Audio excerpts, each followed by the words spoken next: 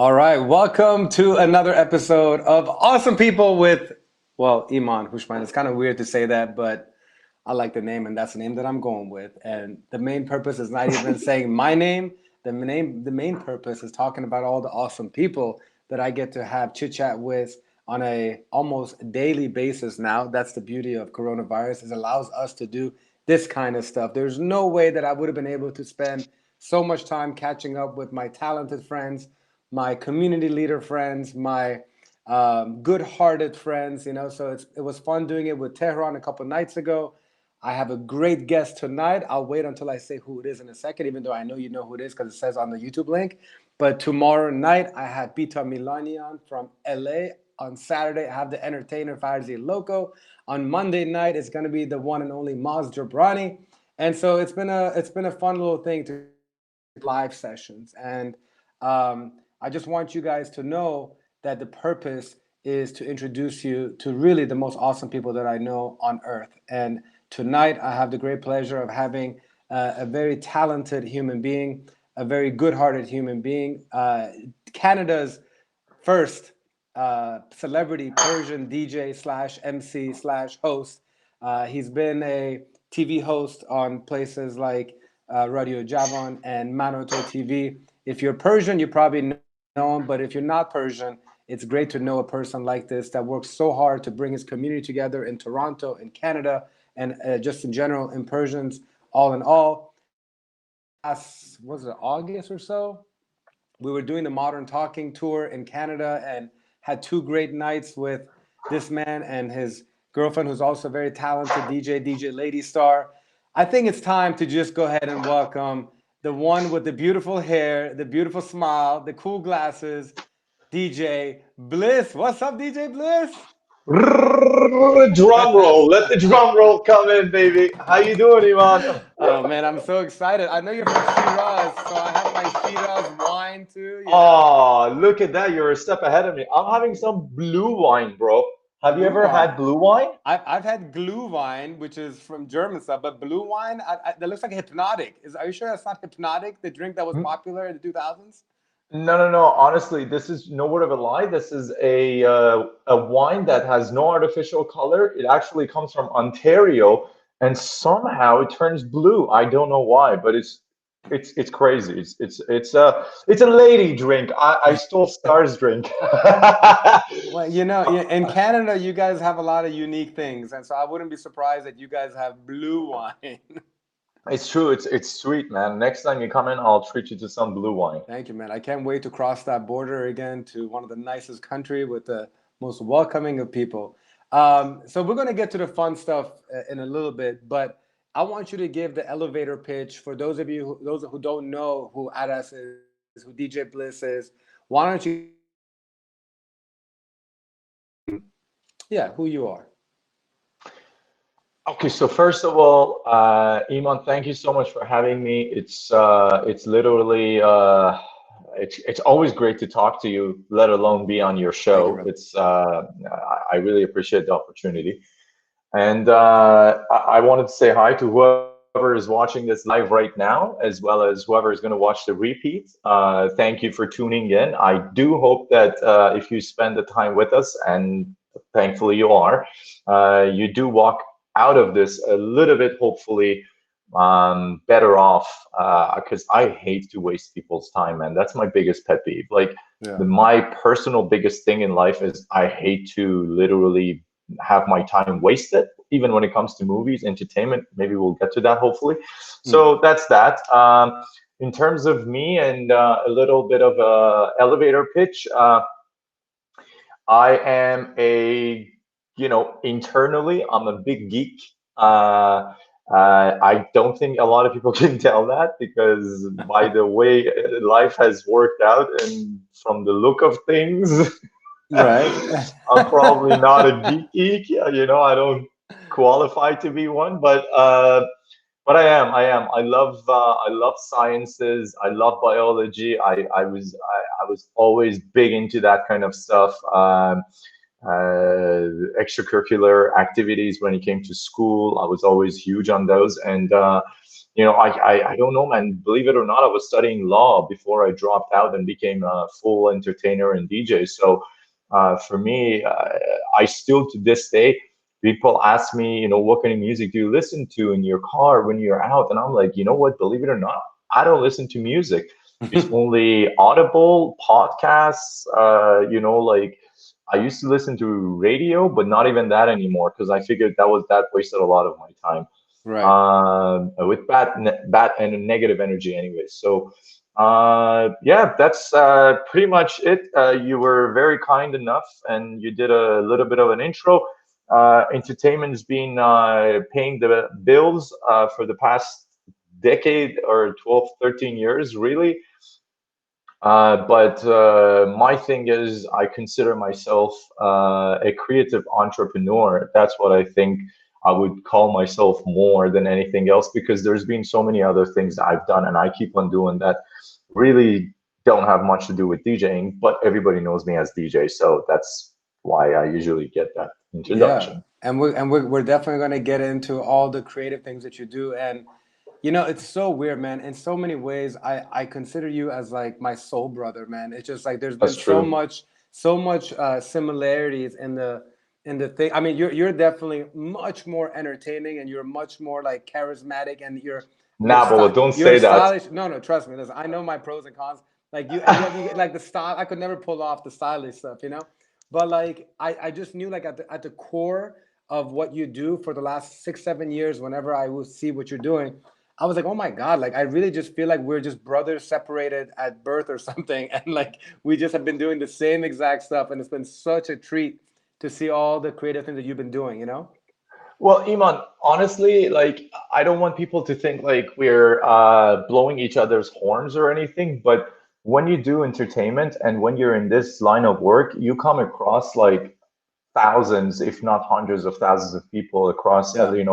throughout the decade or decades. So, one thing that I always tell people is even when it comes to relationships, when it comes to talking, when it comes to hangout, when it comes to business, anything, after you know thousand pattern people's personalities, and you kind of start kind of seeing past that facade a little bit more. And to be honest, like you said, me and you haven't known each other for decades, but the few times that we have had the hangout or we've talked, it's always been such a heart to heart and Yeah. right to the point. And I think I kind of put I always tell people that, especially those around me, that entertainment has its ups and downs and bads and goods, but one of the good things that it does give you is that it gives you a fresh perspective that a lot of people fail to have, because you go through so many personalities dealing with them, whether it's on the front end or on the back end, and then you have to make things work uh, you know for the audience to enjoy themselves without them realizing there are ever any hiccups.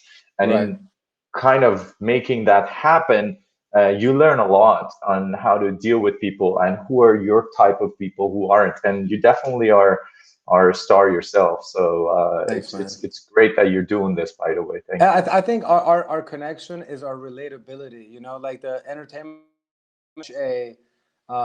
it's a very stressful, very up and down, very um, unpredictable type of industry. And so when you come across somebody that you can connect with, that you can actually be related, like actually relate with, it's almost like a partner in crime. So even though you've been in Canada, I've also enjoyed our conversations because we can share our problems, we can share our challenges, and Yeah, use our definitely. respective experiences to uplift each other. And really, the one of the main purposes of awesome people with this thing that I'm doing is that everybody needs a little a partner in crime. And like A hundred I just percent. and Yeah.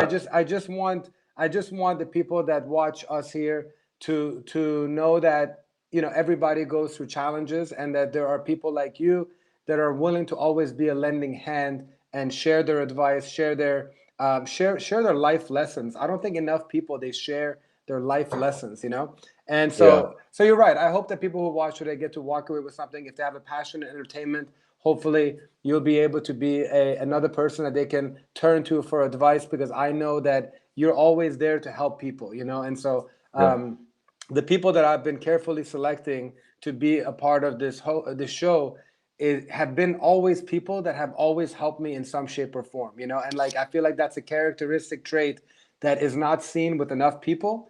And so I've appreciated your friendship, and I appreciate the professional you bring into the entertainment arena. And so let's have a good time, you know. Yeah, let's do it, baby. So my man, like, obviously, why don't you just tell me about how you are combating the coronavirus? Like, tell me how it's really affecting you as an entertainer, and also you own a very cool restaurant, which you can touch on that as well too in Yeah. Ontario. Like, what's happening with all that stuff, you know? 100%. Look, honestly, just like anybody else, Corona was a huge shock to me, as well as the community that I operate in, be it the Canadian community or the Iranian community. And it was difficult, and it still is, just as I assume it is for everybody. However, you know, as I told you, because I like to read and study, and a lot of listening to, you know, politics and world affairs. I actually knew from late December, early January, that this was going to be a thing that will literally change our lives. I just didn't know it would do it this quickly. To be honest, I knew it was bound to happen. I knew it would 100% come here. I remember I was actually talking to my partner at the bar, and I was like, "Listen, man," and this is exactly when Wuhan started locking down. Like, Wuhan started locking down, and I went to him and I said, "Listen, Canada is not stopping travelers from China. You know what that means?" And he's like, "What does it mean?" I'm like, "That means we are gonna get this too." And as a matter of fact, This because was in nobody is January, doing it, right? Like this is mid-January? this is actually like January 18th, 19th, before I actually went on my vacation for my birthday. But he was like, "No, this is just something small." And I was like, "No, no, no, no, watch, it will come here." And then, what do you know, March 8th or 10th, Yeah. there was directives that, you know, like, I mean, listen, before the government, local government here actually came and said you got to close down, people started panicking and they stopped going out. So like, our bar, which is, you know, is still in its infancy, was getting hard hit, just like every other hospitality industry out there. And it was difficult. Like, we actually, before the government even said to close down, we shut down like Monday through Thursdays, Sunday through Thursday, and we only did 2 weekends of Friday, Saturdays, because that's the only thing we're doing, and even they were doing very bad. So eventually, by the second weekend, the government said you have to shut down. We just shut down, and and to your question of how I cope with it, for the first 2 weeks, I think you're kind of still in a state of disbelief. You know what I mean? You're like, how the hell did this even happen? You know what I mean? Like, how did we get here? Because, you know, and everybody knows, life has changed as we know it. You know what I mean? Like, everything's changed. The social fabric of society has changed.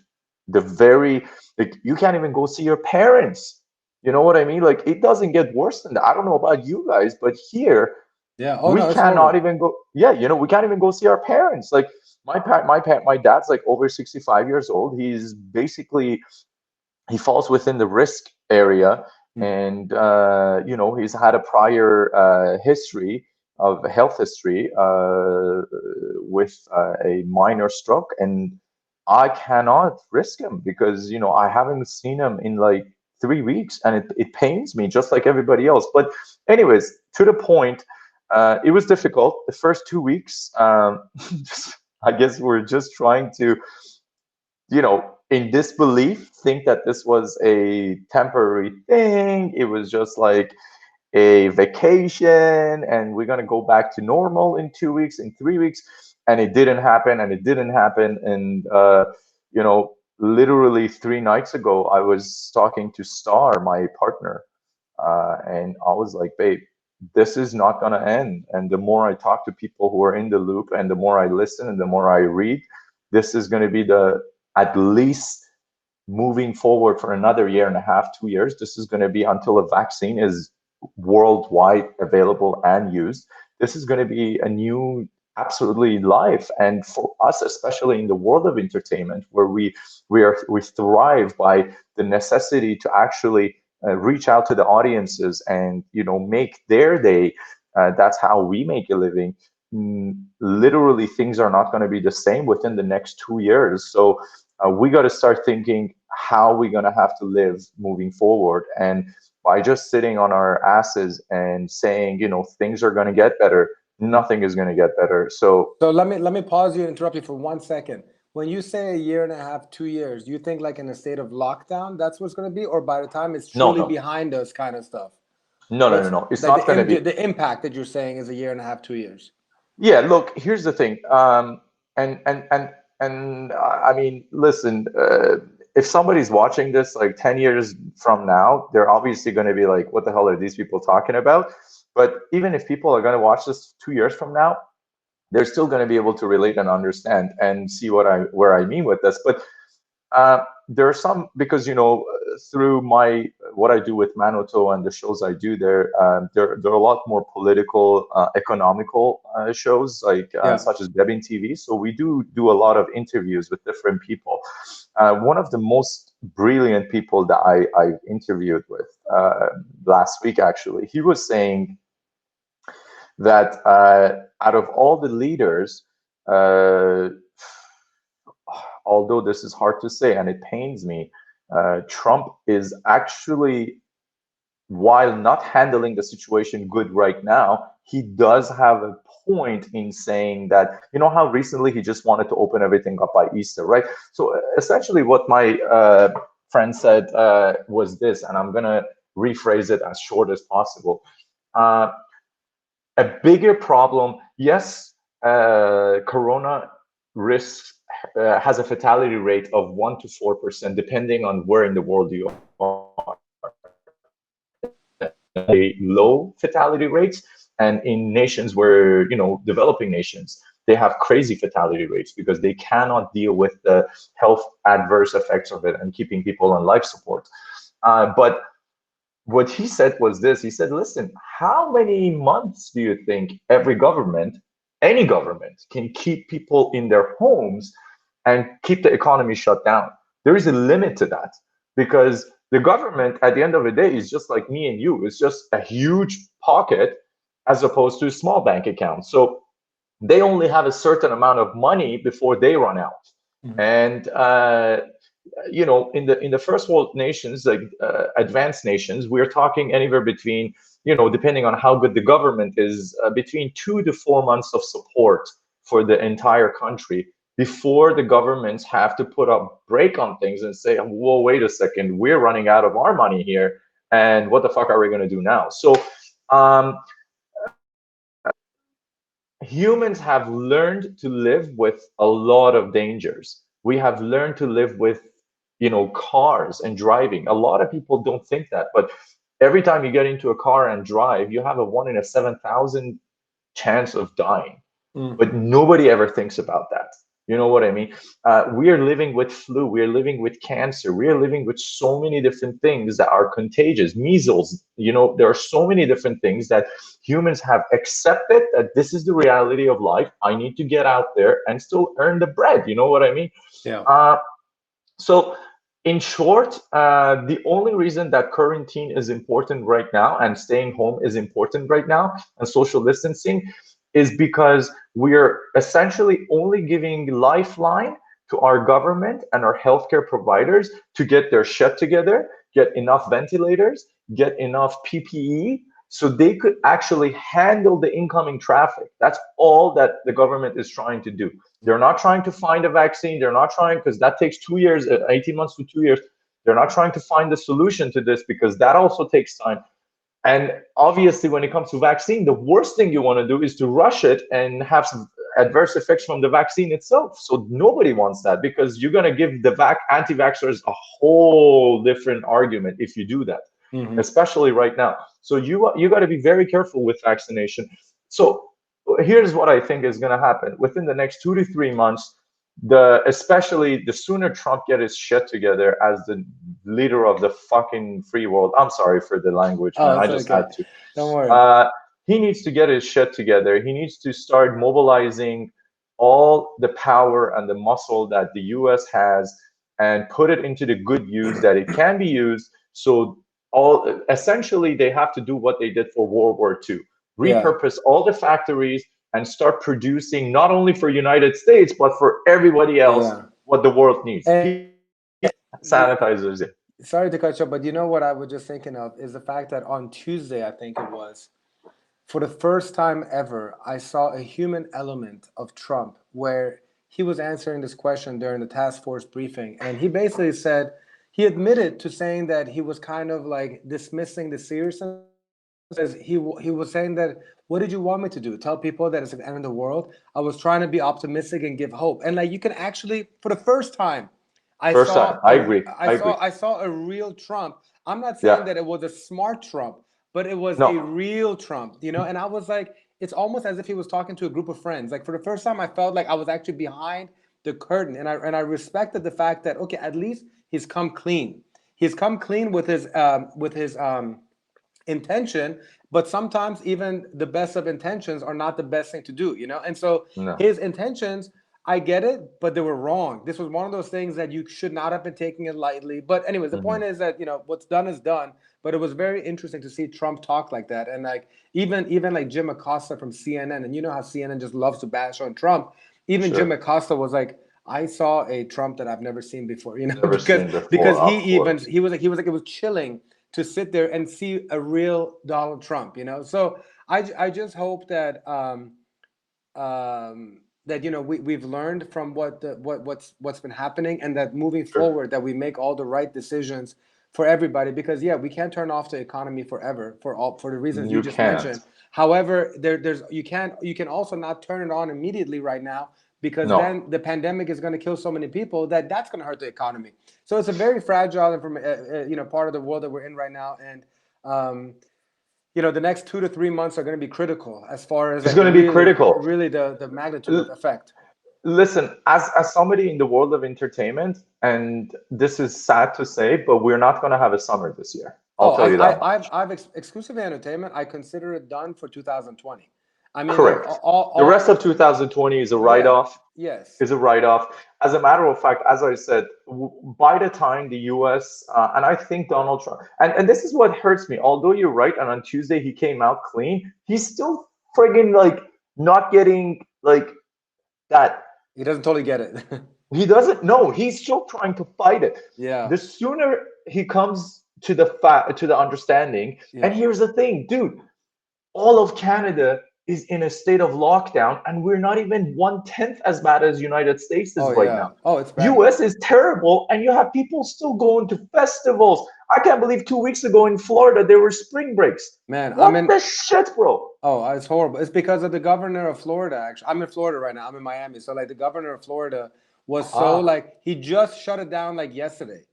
What? I mean, it's just crazy. Yeah, it's know, like he just wanted that money. Okay, do you understand that after that spring break, our numbers in Canada shot up through the roof because so many of these kids went to Florida and they're all back. What do you think is going to happen in Florida in 2 weeks, bro? It's going to be a disaster. Oh, it's actually right now, Florida is really, really bad, especially Miami-Dade. I mean, it's really bad. Everywhere's going to be bad in a couple weeks. They got a lot of old people. We don't want, yeah, no, I know. It's a retirement capital home. Where'd you go, dude? Sorry, dude. But yeah, anyway, so we don't want to be all Debbie Downerish about this, but it was very interesting perspective to hear from you. What we're going to do, especially because now that we talked about the challenges, there's a little commercial that I want to share as a little 1-minute break. Because I hope that we get to help out a lot of small business owners anyways. That's what we're doing with Unite and Conquer. That's what my team and I are doing, because EE is in a comatose for a undetermined amount of time. My Unite and Conquer team and Night Owls team are really trying to help a lot of people. So we're going to step away for 1 minute to just enjoy this little promo, and we'll be right back with the one and only DJ Bliss. Don't go anywhere. Don't. Need some space? Introducing the Space Stick. Perfectly crafted to keep you exactly 6 feet away from others. Your order will also include the body grip to free up your hands to enjoy that OJ. Order now for just $9.99. All jokes aside, now more than ever, you need to be mindful of your health, look out for your loved ones, and take social distancing seriously like we are right now. With your free time, we encourage you to invest in yourself personally and professionally. And that's what we're here for. As experienced business, branding, and video content specialists, we want to help you create a strong foundation to withstand the storm. And since we're all in this together, we want to offer you a free coaching session. We would love to help everyone, but unfortunately with limited bandwidth, we're only able to select a few businesses. So click on the link below and in our bio for more information and to apply now. Let's unite and Conquer. How many seconds? All right, so we're back, and hopefully you enjoyed that little commercial. And if you're a small business owner, my man or my woman, I feel you. Aras feels you. We're all in this thing together, man. Like, this is where we truly unite, where we conquer together.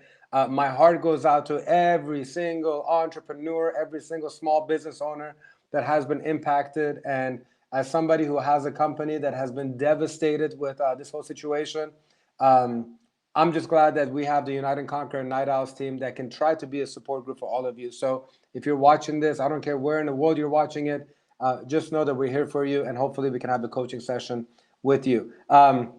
We're back here with DJ Bliss. DJ Bliss, you were going to say something, and you were going to wait until the commercial break is done. I was going to say, yeah, cheers, bro.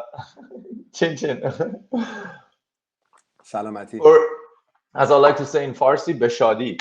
That's Beshadi. Beshadi. Yes. I like saying that now. I like it. My man, listen, I wanted to say, first of all, I really dig that artwork behind you. I don't know who did that. It's that crazy. Dude, this is my nephew, man. Parsa. No. Stino. Yeah, dude, my nephew is, I know I'm biased, but he's one of the most talented artists that I know. Oh my goodness. Art. Yeah, man, this guy is great, man. It's unbelievable. Shout out to Parsa. If you guys follow him on Instagram, Parsino, Parsino, Parsino on Instagram. Follow him. But go ahead, you were saying. Yeah, I was going to say, first of all, I love that. I'm going to follow him, and I'll definitely be getting something from him. That's number one. And number two is, you know, I think one of the, as you said, somebody, you know, we've been affected by this. And just to wrap up what we said from before, within the next 3-4 months, people have to get back out there. However, parties, concerts, games, everything is going to be on hold until there is a cure, until there is a cure or vaccine, one of them. So a lot of things will not be normal, especially for people like us who are in the world of entertainment. You know, if you operate restaurants, bars, you know, events, banquet halls, you're pretty much, this is a time where you have to start getting creative, and you have to start thinking out of the box. And one thing that you're doing, which I really appreciate, is that you guys are, as a team, rising to the occasion and trying to, you know, offer solutions to people, business owners, entrepreneurs, on how you can help them. And I know that you don't do only, you know, because there's so many companies out there that just do, like, you know, Facebook advertising, Instagram advertising. It's not about that with you. I know that truly you want to help people out. And if I know anybody in the US, I would definitely suggest to them to reach out to you guys, especially because I know the level of passion that you have about what you do. Thank you. Yeah, I mean, not even just me, man. My whole team, like, we're literally. Well, by you, I mean your team. That's what I mean. Yeah, I don't mean you. I know. It's a Night Owls, yeah. But do you remember, Aras? Like, it was, I believe, like 4 or 5 months ago we talked, and you know, I know you were going through a turbulent time, and if you recall, I told you the same thing that I'm telling everybody else right now. This is the time to connect with your community. It's time. This is not a time to pull back. It's not a time to go under a rug, under a rock. You know what I mean? We all are fighting our demons. We're all are fighting our challenges.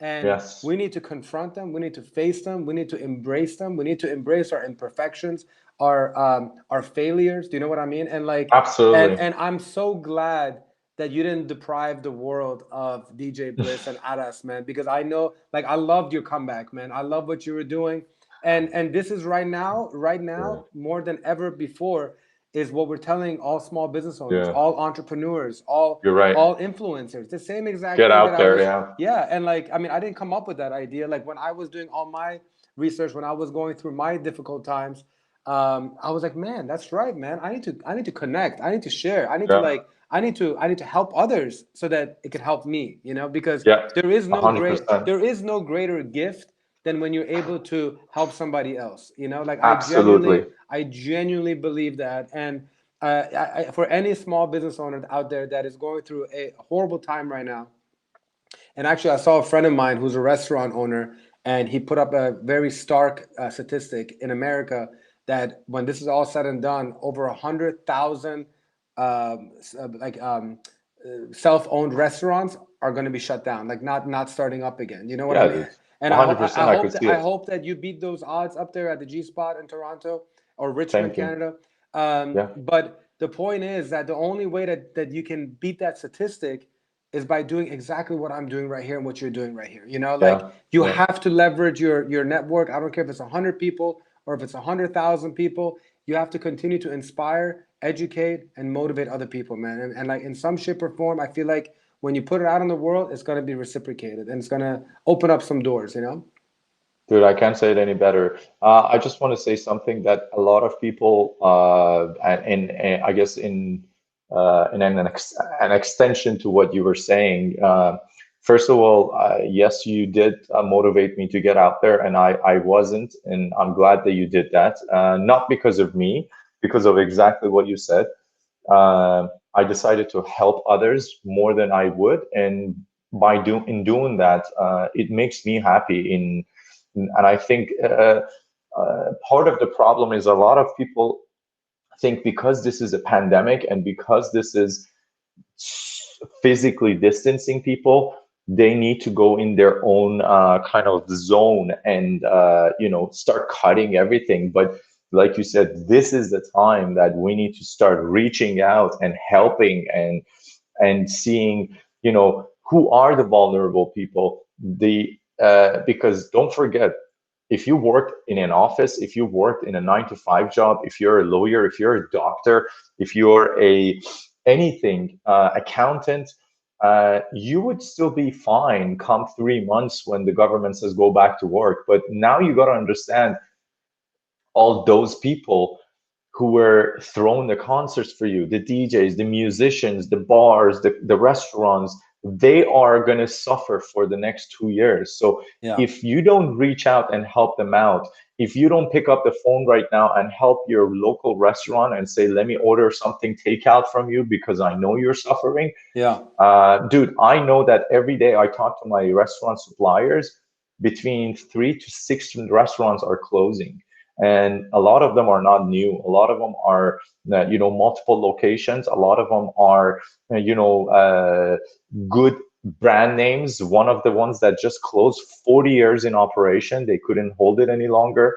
You know what I mean? Like it's a tragedy. It's a tragedy by definition. But coming together and helping each other out as humans have always done is the only way that we're going to survive this as a species and community. And you know what?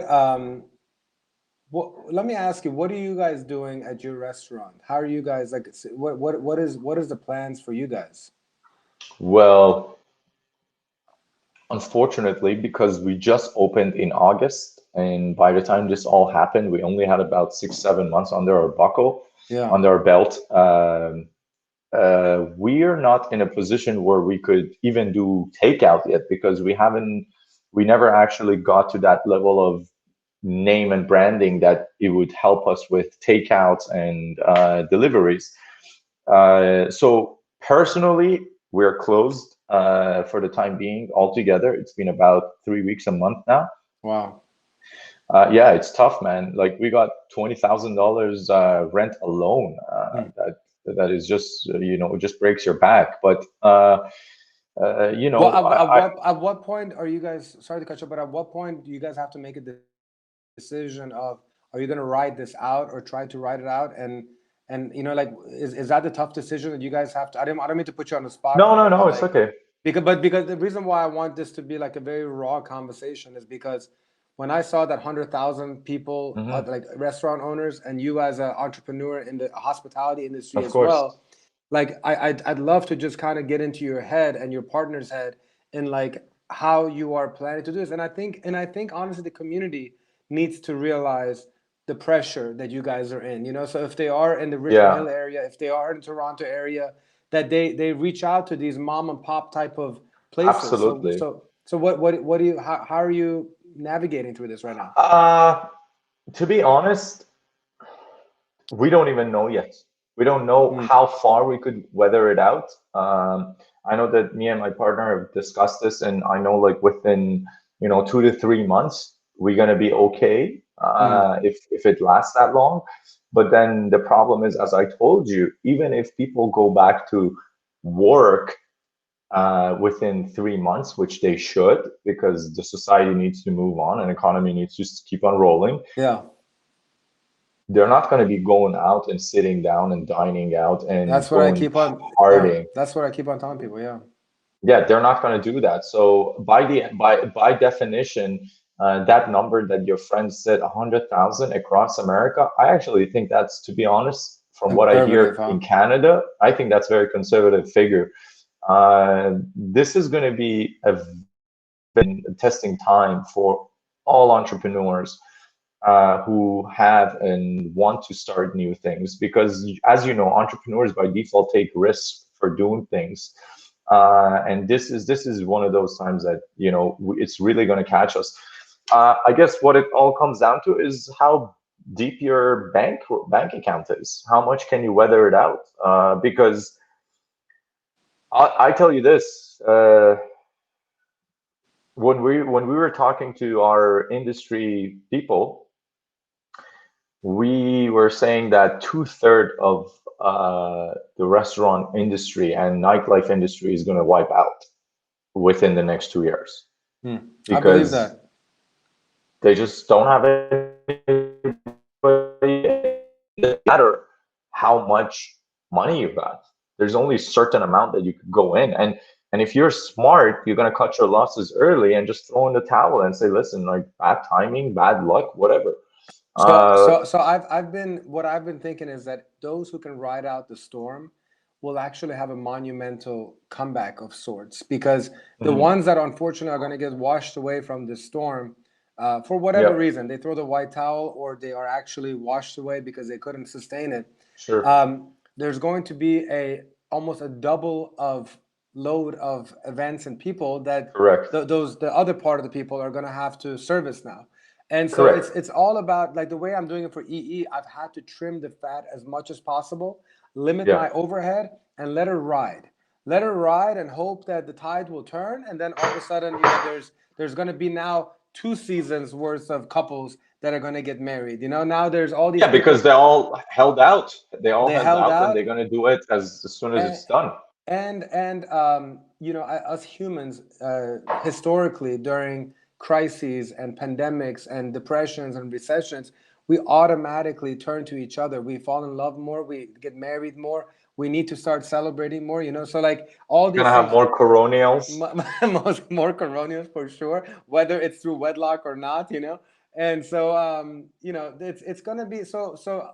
My recommendation for anybody, especially in the entertainment industry, because that's the one that I can speak to, is just trim your expenses and try to ride it out. Because if you can make it through the storm, the sun is going to shine, and because I also believe that on the other end, the community is going to rally around the hospitalities, the restaurants, the mom and pop shops. Like Cheesecake Factories are not going to get the support. It's going to be the local restaurant. It's going to be the individually owned places. The 2 partners with DJ Bliss, who also, you know what I mean? Like, and that's where social media marketing is so key.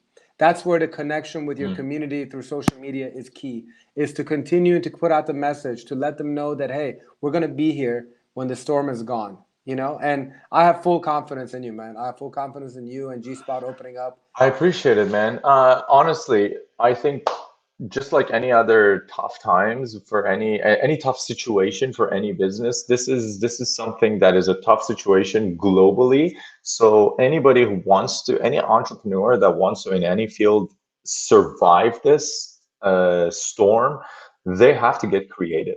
Yeah. The only way to survive this is to get creative. It's the money alone is not going to be the issue, because even if you have the bankroll to actually finance yourself and kind of last a little bit longer, you're still going to have to figure out how are you going to repurpose your space and how are you going to work around your services to now cater to a paranoid audience who doesn't want to have delivery because they don't know if the cook was sick, they don't know if the delivery guy was sick, they don't know, they want to have that food and eat it right now. And it's crazy. One of the reasons that like groceries are going, with empty shelves is because it's not because people are hoarding, it's because nobody wants to buy out.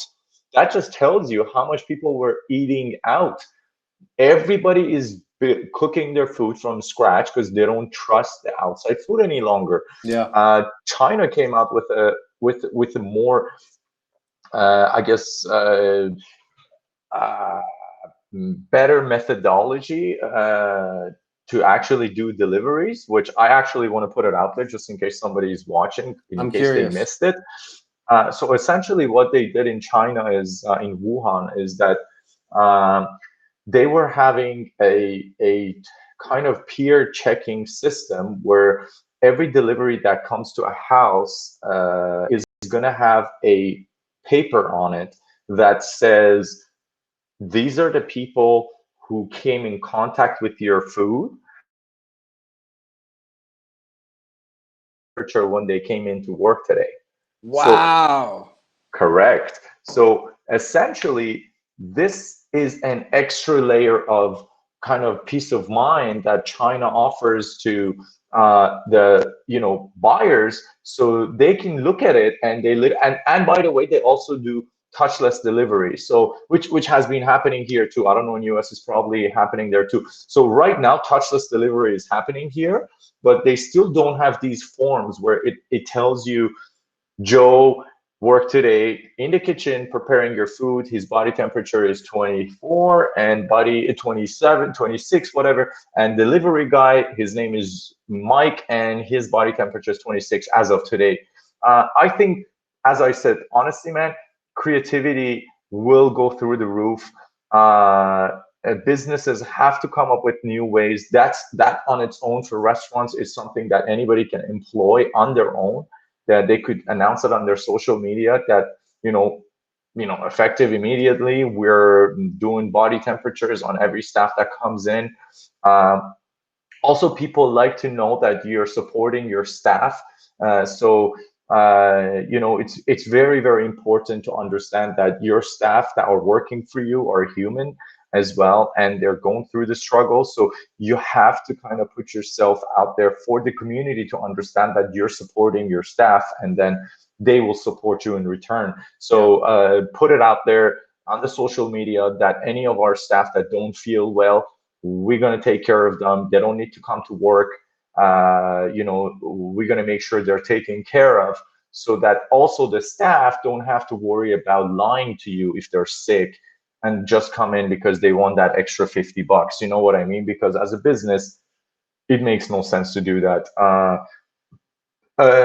I've been seeing a lot of, which is very interesting, a lot of artists at the beginning of this whole quarantine were saying that, oh, it's so terrible, our originality, our creativity is getting hampered, impacted, and it's getting impacted because you're just bounded to the four walls around you. But mark my words, you're gonna see some of the craziest innovations coming out of this in about 2-3 months, because at one point you're gonna be like, all right, man, this is the normal life, I have to now start creating, and your brain is gonna start like doing the creative thing. So I don't know, like Jimmy Fallon, Stephen Colbert, Seth Meyers. I'm a fan of all of them. Jimmy Kimmel. They have huge sets. You know that. Yeah. Huge budgets, Now huge they're out of cables working out of behind their them. couch. They're all working out of their couch, and guess what? They're still getting the same amount of views as they used to get on their regular studio videos. Yeah. So they're also learning that, hey, I guess we don't need all of that crazy set all the to bells get and these whistles. viewers. It's all about pivoting, man. And so whether you're a superstar late night show host or if you're a small business owner, if you don't know how to pivot during a crisis, you are going to get trampled. And so 100%. you have to do one of these, and then Yeah. respond to the market. And the only advice that I have for people who have a product or a service is that right now it's okay to sell, but you don't have to sell something right now. Right now, you just have to make people know that you're here and you exist, and that you're That's very working your true. ass off, and you're taking care of your employees, you're taking care of your clients, your customers. You know what I mean? Like that's all you got to be doing right now. Some people are trying so hard to sell something when the reality is just sympathize, empathize, Yeah. on what's going on. Yeah.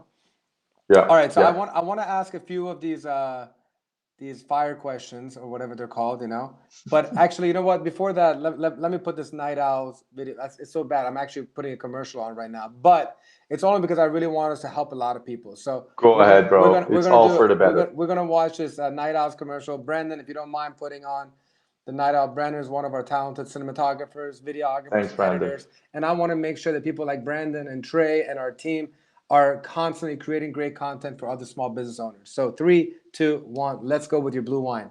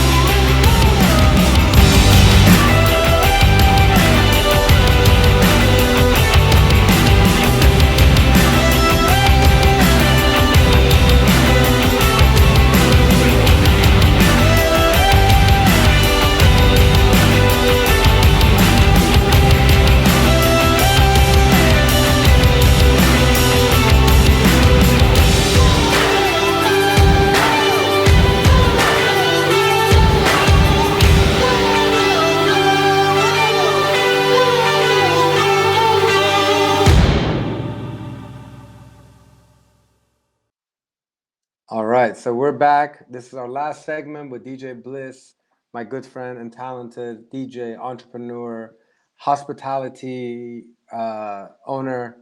And DJ Bliss, I have to ask you a question right now. If you could be any animal, what would it be and why? Eagle. Oh, eagle. I can tell. Well, go ahead. You tell me why, though. Say it in your words. Because it's got free reign, man. Free reign. All right. You're the king of the sky. You could do whatever you want, and I love to fly. Who do you admire the most? Bill Gates. Wow. While I look for the next question, explain why. Because he's fierce, he's a genius, he's a visionary, and the most important thing, he's a philanthropist. Respectable. Yeah, man, I have so much respect for him, and the way that he called out this pandemic 5 years ago on his TED Talk. I mean, that just shows He was right on. that was almost, it was scary to watch that TED Talk. You know what's really funny? A lot of people to this day come to me and they're like, "Oh, Bill Gates is so evil. He knew it was gonna happen." I'm like, "You fucking doorknobs." I cannot handle those kind of people. I cannot handle those people. Oh my God. Listen, you and I have had the great pleasure of being on stage for a lot of great memories. You've had yours, I've had mine. We've shared a couple great ones. What is true. your favorite memory on stage? My favorite memory on stage is when in Vancouver, we actually had a concert. It was at Queen Elizabeth Theatre, actually, about 3-4 years ago. As you said, we've done a lot of shows. So one of the things that I do during the concerts is obviously, as you know, just DJ a little bit to fill in the gaps. But I personally love the emceeing part because, you know, you get to talk to people and welcome them and, you know, create that bridge. Dude, I tell you, I still talk about it and my hair and my body stands up. What about the hair on your head? That's always standing up. If you haven't realized, by the way, it's real. I swear, a lot of people are like, "Why would you put on a wig?" Oh Like, my I God. don't. So it was the best time because, dude, I went in front of them. I was DJing for about 30 minutes at the beginning. Sussy was about to come out, this big pop Persian artist. So I go to introduce him. I literally, and mind you, this is 3 years ago. So I've been doing this. I've been on stage since I was about 10, 11 years old. I've never had stage fright. I never had any issues with it. I grab the mic, man. I go like, Vancouver, what's going on? Bro, it was literally the sound of this hall. It was about 3,300 people, sold out. We did Modern Talking there. No. Oh, you did Modern Talking there. So you know the venue. You know what I'm talking about. Yeah, it's classic. Bro, they made this roar. I just understood what it means when people say roar. Like, it was like, and then I felt like my hair went like this. I literally paused. I just looked at like my road manager, aka my boy. I just looked at him. I'm like, what the shit did just happen? It was so loud that I could not even understand what the fuck I was gonna say next. So I literally told them, I said, you guys make me like pee my pants a little bit. That was awesome. Yeah, that rush, man, you can never replace it with anything else. It's a like beautiful, it's definitely a rewarding feeling for sure. I was actually just, I posted it just yesterday, the one from Alabina. You did. Yeah. Those feelings, like, you never forget. I mean, I've taken it for granted for sure. And I was like, man, I can't wait. And I'm touring with the whole Modern Talking again in August, but that's up in the air. I unfortunately, I don't know what's going to happen with it, and I wouldn't be surprised. Iman, I know. You're not touring. I know. Don't tell my friend who's doing it. I know. What would you do with your 15 minutes of fame?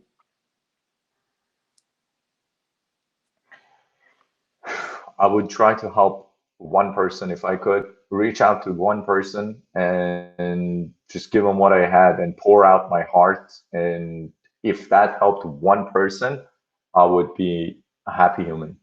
I believe that, man. You would definitely do that for sure. What is your biggest addiction? Mine's Nutella, in case you needed some guidance. My biggest addiction is learning. That's a beautiful addiction to have, man. It actually consumes so much of my time. I actually don't get enough done because I always want to learn. And sometimes I have to be like, okay, enough learning, move on and apply it to what you need. But it's always been haunting me. Well, you made a good point here, because really it's the execution part. You know, there's a lot of people who they just read great quotes or they read great books and whatever. But if you don't execute on those ideas, and I'm actually guilty of it myself. I tend to overlearn, especially in the last year or two, when you're down in the shits and like you constantly want to grab onto other type of knowledge and education and information. You're like, give me. But then you forget that you have to go into the lab with a pen and a pad and start structuring. Absolutely. You know? And so that's definitely a very important part of it. Because you can learn all you want to learn, but if you don't apply it to what you need, it's useless. So And why yeah. don't you share with the people that your favorite books, your favorite coach, your favorite author, your favorite movie, like anything, like some of the favorite things and the most important and impactful things that you've read, learned, watched. What would it be? Who is it?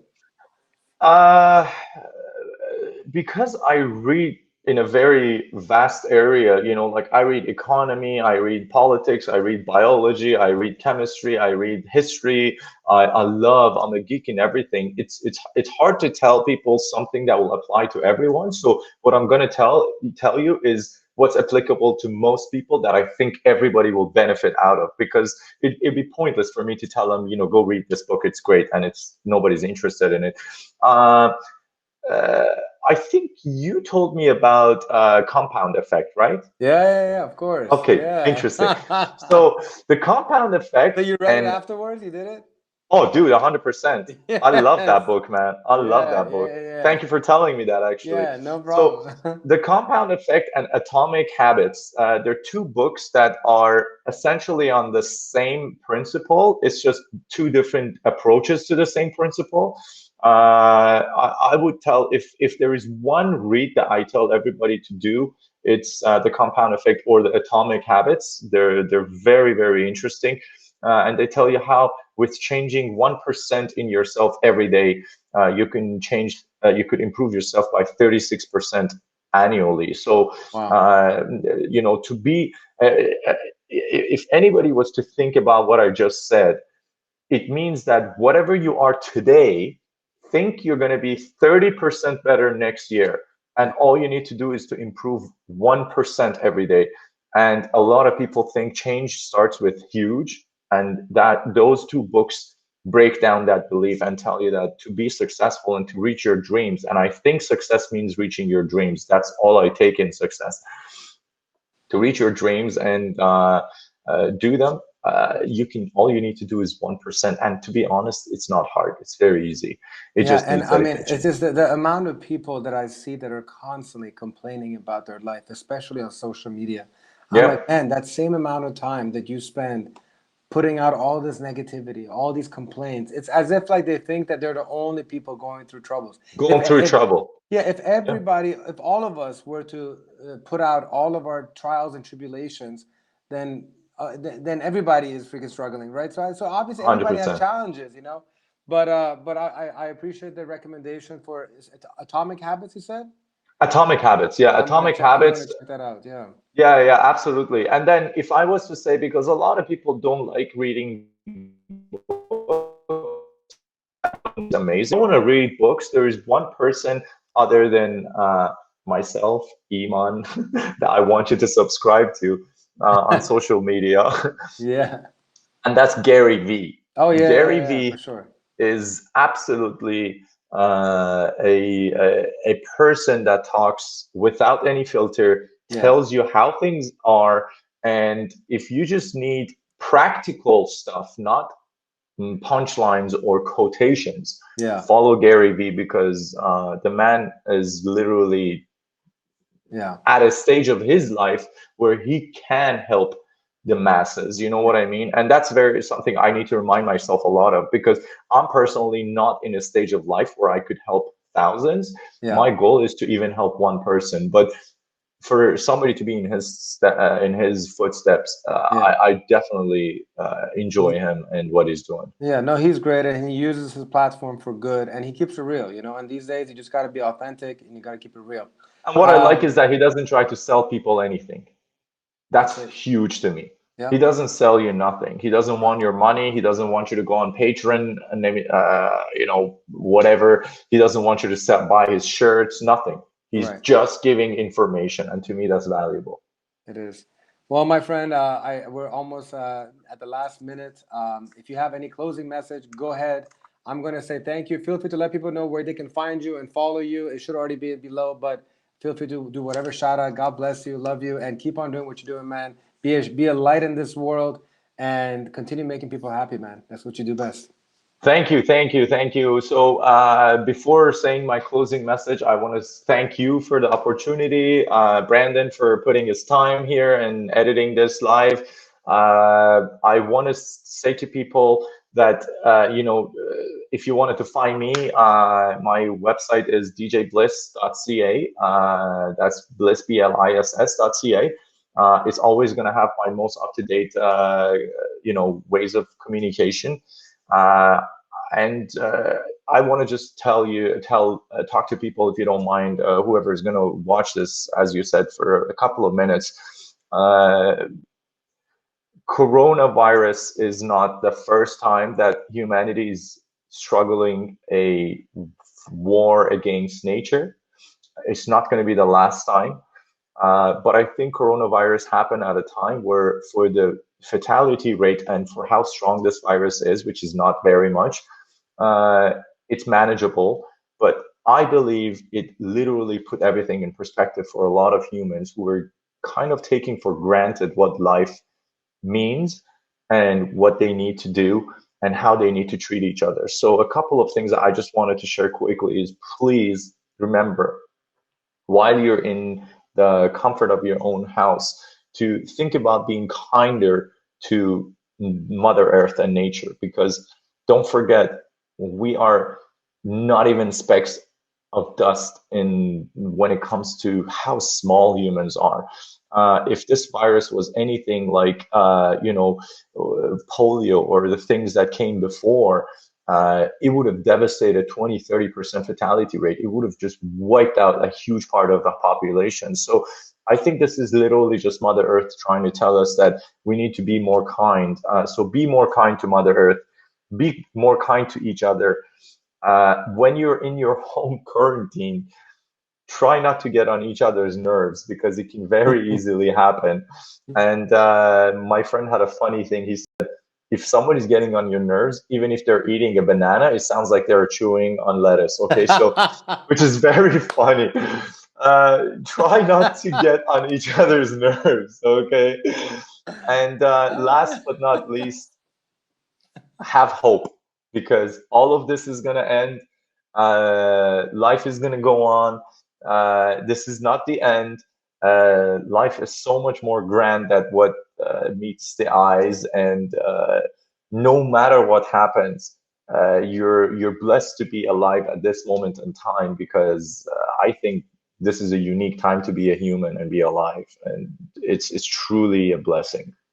Awesome, man. I love the closing words, and this is why you're one of the most awesome people that I know, man. So God bless you, your lady, your family, and I love you, buddy. Thank you so much. To continue to rock a lot of stages with you, and be thank safe, you, be healthy, and I'm gonna tell everybody right now that you're coming and you're gonna be talking to me on my English show and on my Farsi show, because I have both, and that will be something that I'm looking forward to. With pleasure, man. With pleasure. Take care, and we'll see you soon. Be safe in Canada. Thank you. God bless everybody. Peace out. Take care, brother. Take care.